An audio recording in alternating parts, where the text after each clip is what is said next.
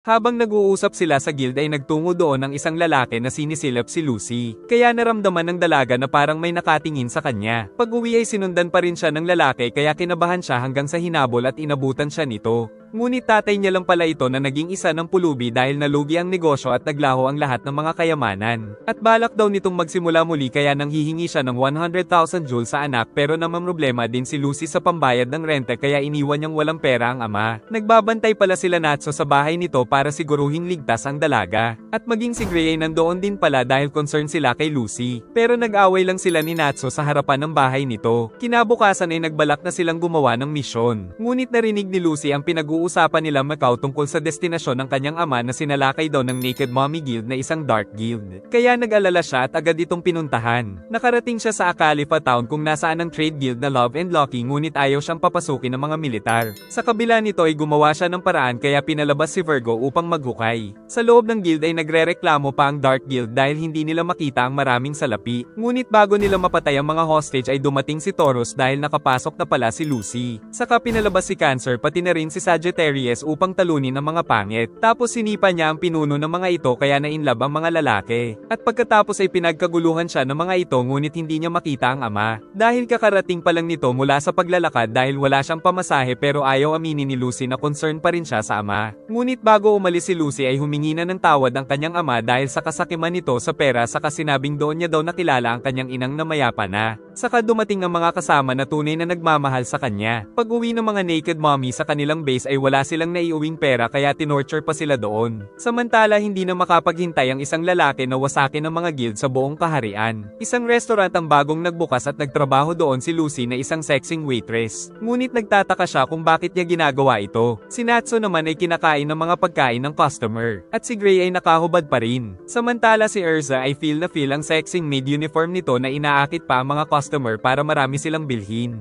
Ang may-ari ng resto ay si Yajima na nag-retired na daw sa council mula nang mag-traidor sa kanila si Jelal. Sinabi rin itong magkakaroon na ng bagong council kaya dapat ay magpakabait na sila. At pagsapit ng hapon ay natapos na ang kanilang duty. Samantala ang ship Grimoire Heart na isa ring dark guild ay nasa himpapawid. Kung nasaan si Altair dahil matagal na pala itong miyembro ni Master Hades na naglalayong buhayin muli si Zeref. Pinag-aralan ng fairy tale ang napakaraming mga dark guild kung saan ang tatlong guild na Tart Arrows, Grimoire Heart at Orasyon 6 ang pinakamalalakas. Ngunit marami na rin silang nawasak na mga sangay nito kaya natatakot si Lucy. Dumating ang Master at sinabing aatakihin daw nila ang Orasyon 6 bago pa ito makapaminsala. Dahil dito ay nagkaroon daw ng alyansa ang fairy tale sa Blue Pegasus, Lamia Scale at Kate Shelter para tapusin ang nasabing dark guild. Natakot naman si Lucy dahil bakit nagkaroon pa ng alyansa laban sa 6 na miyembro ng Orasyon 6. Samantala hindi na makapaghintay ang Orasyon 6 na isagawa ang kanilang mga plano. Habang patungo sa mapanganib na misyon ay hindi makapaniwala si Lucy na kasali siya dito. Giit ni Erza na ang Master ang pumili sa kanila. Pagdating sa Blue Pegasus Guild ay sinalubong sila ng mga weirdong miyembro nito na nagpakilalang sila Habiki, Eve at Ren. Kung saan nakilala ni Lucy ang isa na laging nasa magazine samantalang sila Natsu ay wala man lang style. Napansin ng mga ito si Scarlet Titania Erza na itinuring nilang isang prinsesa. Si Lucy naman ay natsansingan kaagad ni Ren na feeling pogi. Tapos binigyan siya nito ng maiinom na hindi naman daw para sa kanya. Saka nag-post pa ang tatlo kaya lalong nawirduhan ang dalawang dalaga. Subalit nang dumating si Ichiya na boss ng tatlo ay kinilabutan si Erza. Saka ito nagpakyut sa dalawa kaya kinilabutan lalo si Lucy. Nainis si Gray sa mga ito kaya muntik na silang mag-away at nais pang sumali ni Natsu kaya sinaway ni Erza na minanyak bigla ni Ichiya kaya nasapok niya ito at tumalsik patungo kay Leon na kasali na ngayon sa Lamia Scale. Dahil dito ay nainis ang trio, ngunit biglang kumilos ang carpet dahil kasapi rin pala sa Lamia Scale si Sherry. Kaya naman mukhang hindi maganda ang kanilang alliance dahil nag-aaway na ang mga salamangkero. Hanggang sa dumating ang pinakamalakas sa Lamia Scale na si Jura na isa rin sa 10 Great Wizard Saints. Dahil dito ay isang tao na lang ang hinihintay nila mula sa Kate Shelter. Saka dumating si Wendy Marvel na ipinadala ng nasabing guild. Nagtaka din sila kung bakit isang bata lang ang ipinadala ng Kate Shelter. At kasama nito ang isa pang pusa na si Carla na naging crush agad ni Happy pero hindi siya nito pinansin. Kaya pinapabigay ni Happy ang isang isda sa chicks na pusa. Giit ni Wendy na hindi niya kayang lumaban pero pero nakakagamit siya ng support magic. Samantalang si Happy ay nagpapapansin na kay Carla. Napansin nila Ichiya at Jura na kakaiba si Wendy. Ngunit sa isang iglap ay pinaligiran na ito ng tatlong asungot na ikinagalit ni Ichiya kaya inutusan silang maglinis. Saka ipinaliwanag ni Ichiya ang kanilang plano. Giit nitong may itinagong matinding kapangyarihan ang mga sinaunang tao sa lugar na tinatawag na Woodsea at tinawag ang kapangyarihang ito na Nirvana. At ito ang nais mapasakamay ng Orasyon 6. 12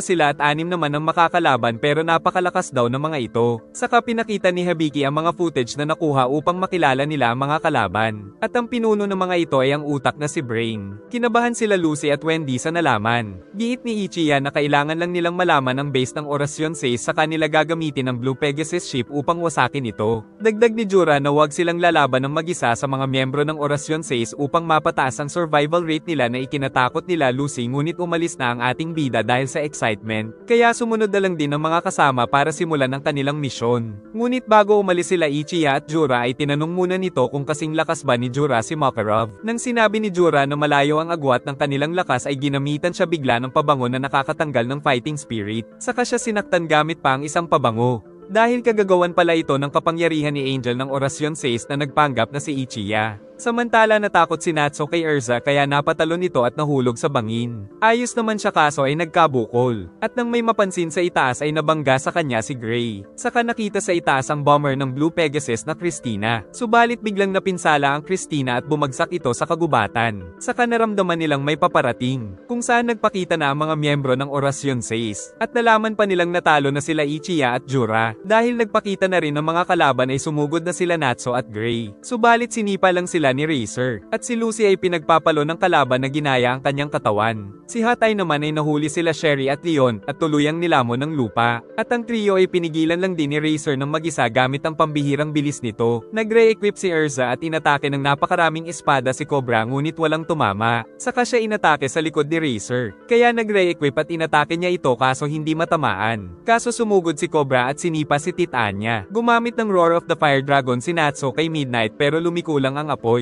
Saka siya tuluyang binugbog ni Racer dahil sa bilis nito. Si Gray ay kinalaban din ng doppelganger. Lumaban pa rin sila Leon at Sherry kaso nilamon na naman sila ng lupa ni Hot Eye. At si Erza ay hindi matamaan si Cobra kahit anong gawin nito hanggang sa masalag ang mga atake. Ngunit naalala nito na isang alipin din noon si Erza kaya nawala siya sa focus at tinulungan ni Hot Eye saka sinipa ito ni Racer at kinagat ng alagang si Cobb Elios upang malaso ng napakatindi. Dahil sa nangyari ay bagsak ang lahat ng salamangkero ng Guild Alliance. Saka gumamit ng ability si Brain ngunit natigilan siya nang makita si Wendy. Pero lalong kinabahan ng bata, kaya kinuha siya ni Brain gamit ang mahika nito. Sinubukan naman siyang iligtas nila Happy at Carla. Ngunit tinangay nito ang dalawa gamit ang mahika ng malaking baston. Saka sila inatake nito mabuti na lang ay dumating si Jura na gumawa ng mga lupa bilang shield. Sinabi rin ni Jura na muntik na siyang pumanaw dahil sa pabango ng kalaban mabuti na lang ay natulungan din siya ni Ichiya. Saka ipinalanghap din sa kanila ang painkiller parfum upang gumanda ang mga pakiramdam. Nagmadali si Natsu na hanapin sila Happy ngunit pinigilan siya ni Carla dahil napakalakas ng mga kalaban ay kailangan nila ng plano. At isa pa ay nasasaktan si Erza sa lason kaya dinamihan ni Ichiya ang painkiller parfum subalit napasigaw pa si Erza sa sakit na na-enjoy ng manyak. Kinuha din ito ang belt ni Lucy na ikinatuwa ng mga manyak kaya sinipa ng dalaga. Inilagay ito ni Erza sa braso at pinapaputol niya na ito na handa namang gawin ni Leon pero pinipigilan ng mga kasama. Kaya pinigilan ito ni Gray gamit ang yelo niya dahil baka meron pang paraan hanggang sa mawala ng malay ang dalaga. Giit ni Carla na si Wendy lang ang makakapagligtas dito dahil ito pala ay ang Sky Dragon Slayer. Kaya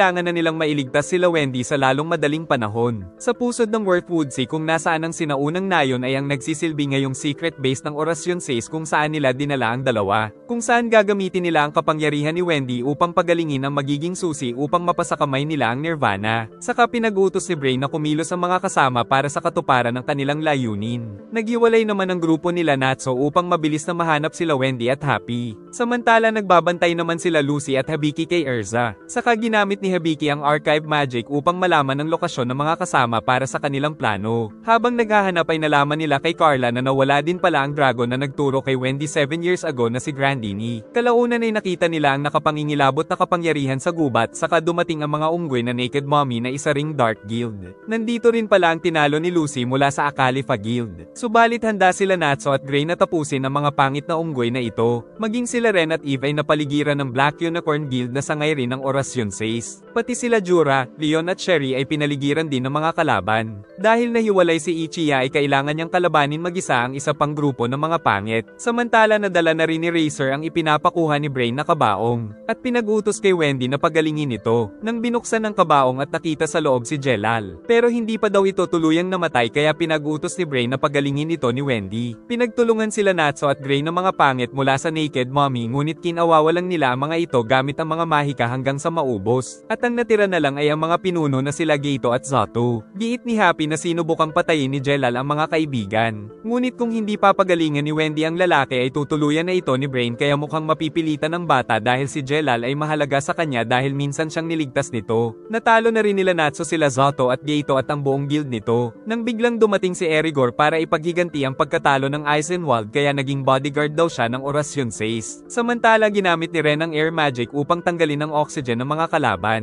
At si Eve ay sinugod ngunit ginamit niya ang mahika ng snow upang matalo ang mga ito. Nagpalabas naman ng mga cute na hayop ang mga kalaban ng Lamia scale. Ngunit kahit cute ay malakas ang physical power ng mga ito kaya napilitan silang kalabanin ng mga cute na nilalang. Saka nagpalabas pa ang mga ito ng isang wyvern na hinabol ang tatlo. Kaya ginamit ni Jura ang mga bato upang makulong ang halimaw sa kasabay itong inatake ng dalawang kasama pero sumugod lang ito ulit kaya tuluyan na itong tinusok ng 10 Wizard Saint at naglaho saka sila pinasabog ni Jura. Samantala napakatinding labanan ang nangyayari sa pagitan nila Natsu at Erigor. Kung saan napatras ito ng bida kaya pinasabog siya ni Erigor ng ability nito. Subalit hindi pala nasaktan ng bida dahil mas malakas na siya ngayon. Hanggang sa muling magsagupaan at muling pinasabog ang Dragon Slayer subalit hindi niya ito napigilan ng pinagsasapak nito ang kanyang katawan ng napakabilis kaya si Natsu na naman ang panalo. Nang maramdaman ni Jura na may paparating ay nagpaiwan ito sa dalawang kasama. Si Ichiya naman ay walang nagawa at itinali pa na parang baboy ng mga nakalaban. Nakarating sila Natsu sa labas ng kuta ng Orasyon 6. Kaya narinig nila Happy ang kanyang boses dahil dito ay ipinadala ni Brain si Razor na agad na dumating. Samantala mapipilitan na si Wendy na pagalingin si Jelal. Pinapauna na ni Gray si Natsu kaya pinadulas niya si Seneo ng yelo. Saka gumawa ng mahabang daanan upang makarating ang bida sa base nila. Hanggang sa makita nila Natsu na muling nabuhay si Jelal dahil kay Wendy. Samantala masama na talaga ang kalagayan ni Erza. Ngunit hindi pa rin makontak ni Hibiki ang mga kasama. Nawala na ng malay si Wendy dahil sa paggamit ng kapangyarihan. At nang sumugod si Natsu ay pinasabog siya ni Jelal. Pero pati si Brain ay pinasabog nito saka umalis ng mapayapa. Nang magising ang bida ay wala na si Jelal pero dinala muna nila si Wendy para mapagaling si Erza. Nagising na rin si Brain at nag-aalala na baka ang kinin ni Jelal ang Nirvana. Kaya inutusan si Cobra na hanapin ito. Samantala kalaban pa rin ni Gracie Racer na napakabilis kumilos. Nang makita nila sila Natsu ay sinipa niya ang mga ito at nahulog sa ibaba kaya niligtas ng bida ang bata. Saka nagpatuloy sa pagtakbo at gumawa ng malaking ice wall si Gray upang pigilan ang kalaban kaya nag-alala si Natsu dahil malaki ang nagamit nitong magic power ngunit handa daw itong isugal ang kanyang buhay. Dinala ni Natsu ang mga kaibigan. Nang marinig niya ang isang tinig sa kanyang utak dahil sa mahika ni Hibiki. At mag-a-upload daw ito ng mapa sa utak ni Natsu upang malaman ang tamang direksyon dahil nanganganib na si Erza. Hindi tinamaan ng mga yelo si Razor at siya pa ang nasipa. Saka nagpalabas ng mga magic cycles at inatake siya ni Razor sakay ng isang red magic cycle. At si Gray ay sumakay din sa isa nito. Subalit nanganganib na maubos nito ang kanyang magic pero pinagpatuloy niya pa rin ang paggamit nito hanggang sa tumalon sa bangin. Sunod ay umatake naman si Razor ng mga gulong kay Gray. Tapos umatake din ito gamit ang sandata ng red bike patungo sa bike ng Ice Wizard nang makita ito nila Leon kaya nang mapadaan si Gray ay isinakay nito ang lalaki sa kanila hinabol ang kalaban. Nang makita ni Gray na dalawang kamay na rin ang ginagamit nito sa ice magic saka nagpalabas ng mga ice eagle. Ngunit tumalon ito at winasak ang kanilang magic cycle at nagpatuloy sila sa pag-atake ng ice magic kaso sila pa ang nabugbog ni Razor. Upang magseryoso ay naghubad na ang dalawa at ikinatuwa ni Sherry nang makita si Leon. Saka gumamit ng ice geyser si Gray at Snow Dragon naman kay Leon ngunit tinalo sila nito muli dahil sa bilis. Nang makita ni Leon ang mga ibon ay may napansin siya. Matapos ipaliwanag ni Leon ang plano ay pinagyelo niya si Gray at nilagay sa itaas na ipinagtaka ng kalaban. Saka umatake si Sherry ng golem nito ngunit napakabagal. Sinubukan din nito ang Tree Monster pero hindi rin ito umubra kay Razor at nasipa pa nito ang dalaga. Tapos hinabol nito si Leon na sinabing ang kahinaan ni Razor ay mahina ang mga atake nito saka gumawa ng mga spike sa likod.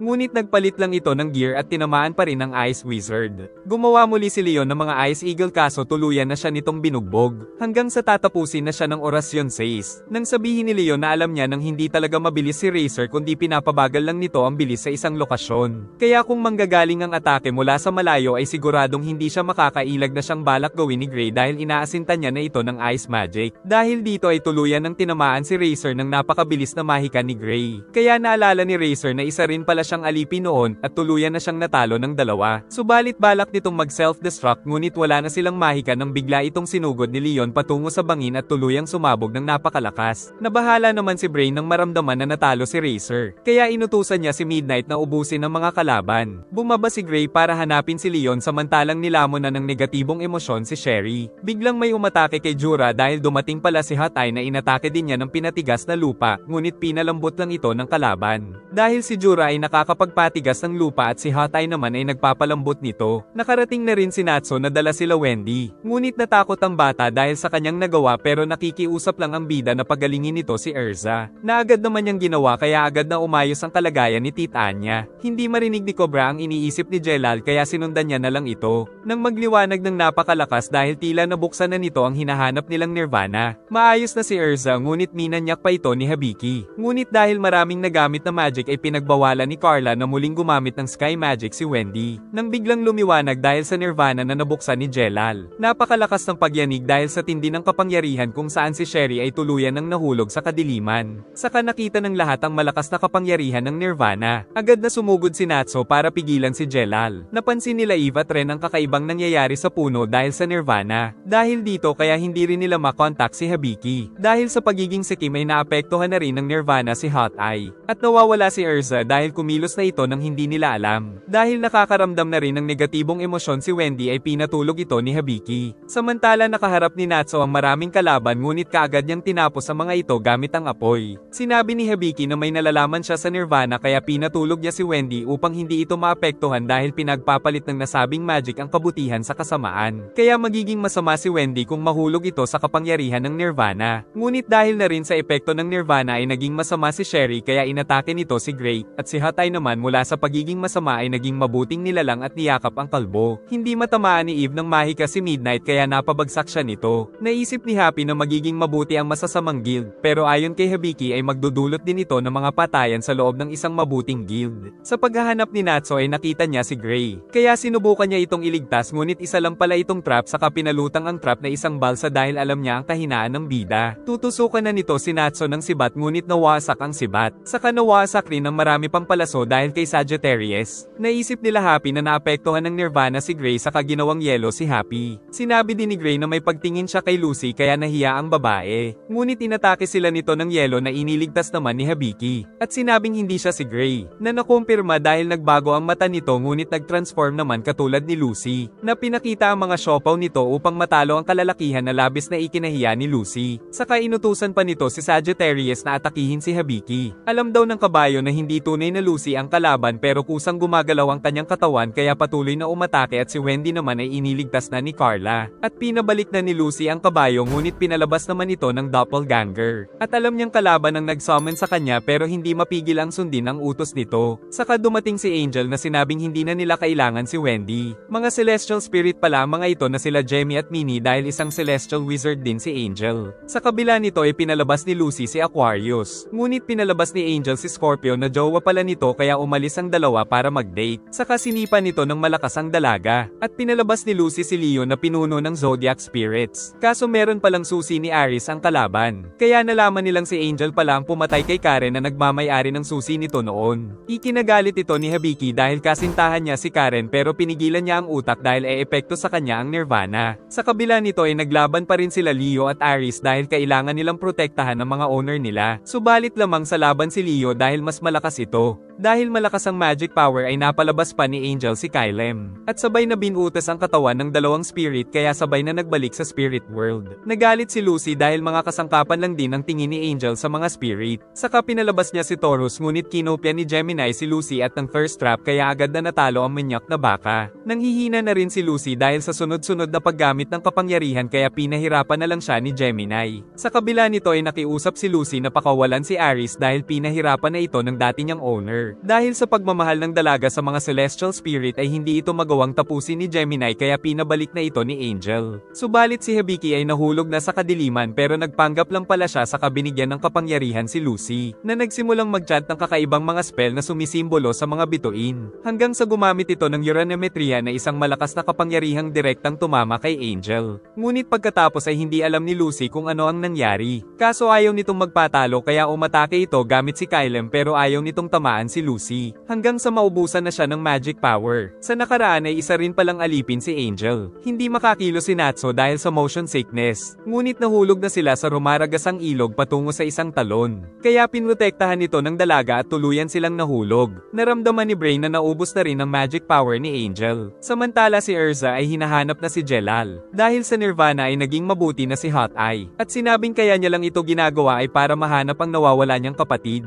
Subalit ngayon ay handa na siyang tulungan si Jorah na kalabanin si Brain. Umatake si Ren kaso hindi tumatalab ang kanyang mahika. Saka tuluyan siyang tinapos ni Midnight. Nalulungkot pa rin si Wendy sa mga nangyari. Saka kinwento kay Carla ang nakaraan nung iniwan na siya ng Sky Dragon ay naglakbay na lang siyang mag-isa. Ngunit nakita siya ni Jelal kaya mula noon ay palagi na silang magkasama sa hirap at ginhawa ng kanilang paglalakbay. Kaso dumating ang isang araw na iniwan siya nito sa Kate Shelter dahil mapanganib ang gagawing paglalakbay ni Jelal. Nagtungo si Erza sa kinaroroonan ng malakas na mahika kung nasaan si Jelal. Subalit ang tanging naaalala na lang nito ay ang pangalan ni Erza. Dahil hindi nito kilala ang dalaga ay pinasabog niya ito. Pero hindi natinag si Erza saka sinabi niya kay Jelal ang mga ginawa nito. Hindi naman makapaniwala si Jelal na nagawa niya ang mga kasalanan. Nagising si Natsu na may bagong damit dahil kay Virgo. At nakitang malapit nang matapos ang Nirvana. Pero nagpasalamat muna ang bida sa kinilig na Lucy at tinukso ni Virgo na in love. Ngunit dumating si Sherry at inatake sila nito ngunit niligtas sila ng Ice Wizard at sinakalba ang beach at pinwersang mapatuwad.